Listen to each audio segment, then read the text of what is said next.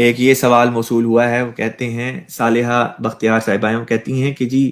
حقیقت الوحی کے بعد آپ کون سی کتاب پڑھنے کے بارے میں کہیں گے؟ اگر آپ نے حقیقت الوحی پڑھ لی ہے تو پھر براہین احمدیہ حصہ پنجم ضرور پڑھے۔ بہت زبردست اور دلائل سے پر اور کئی اس میں نشانات اور واقعات حضرت اقدس مسیح موعود علیہ السلام نے اپنی صداقت کے پیش کیے۔ حضرت مسیح موعود علیہ السلام نے 1880 کے لگ بھگ جو ہے وہ براہین احمدیہ لکھنی شروع کی، اور اس کی پہلی 4 جو جلدیں تھیں وہ آپ نے 1884 تک لکھ لی ہوئی تھیں۔ ان میں اللہ تعالیٰ نے آپ سے، اور یاد رکھیں اس وقت تک حضرت مسیح موعود علیہ السلام نے کوئی دعویٰ نہیں تھا کیا کہ آپ جو ہے معمور ہیں یا مجدد ہیں یا مسیح ہیں، مہدی ہیں، یا یہ کہ امتی نبی ہیں۔ آپ کا اس وقت تک کوئی دعویٰ نہیں تھا،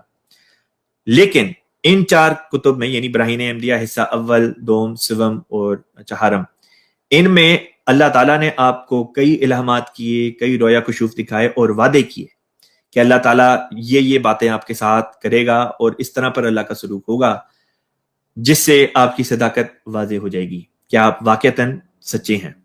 اور اسلام سچا مذہب ہے اور رسول پاک صلی اللہ علیہ وسلم خاتم النبیین ہیں، اور یہ کہ قرآن پاک جو ہے وہ خاتم الشرائع ہے۔ یہ تمام باتیں یا وہ الہی وعدے جو آپ سے کیے گئے تھے، اور براہین احمدیہ پہلے 4 حصوں میں جن میں ان کا ذکر تھا، براہین احمدیہ پنجم جب لکھی گئی، اور یہ وفات سے بالکل 1 یا 2 سال پہلے کا جو عرصہ بنتا ہے اس میں تقریباً یہ کتاب لکھی گئی، اور براہین احمدیہ کے پہلے 4 والیوم اور آخری والیوم کے درمیان میں کم و بیش کوئی تقریباً 25-26 سال کا یہ عرصہ بنتا ہے، اور اس عرصے میں وہ تمام باتیں جو وعدے اللہ تعالیٰ نے کیے تھے اپنے الہام کے ذریعے سے، وحی کے ذریعے سے، وہ اللہ تعالیٰ نے پورے کر دکھائے۔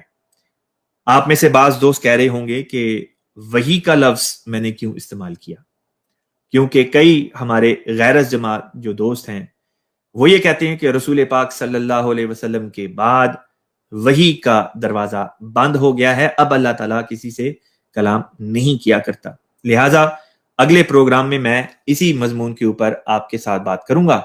اور آپ کو دکھاؤں گا قرآن پاک سے اور احادیث سے کہ کس طرح پہ اللہ تعالیٰ فرماتا ہے کہ وحی کا دروازہ بند نہیں۔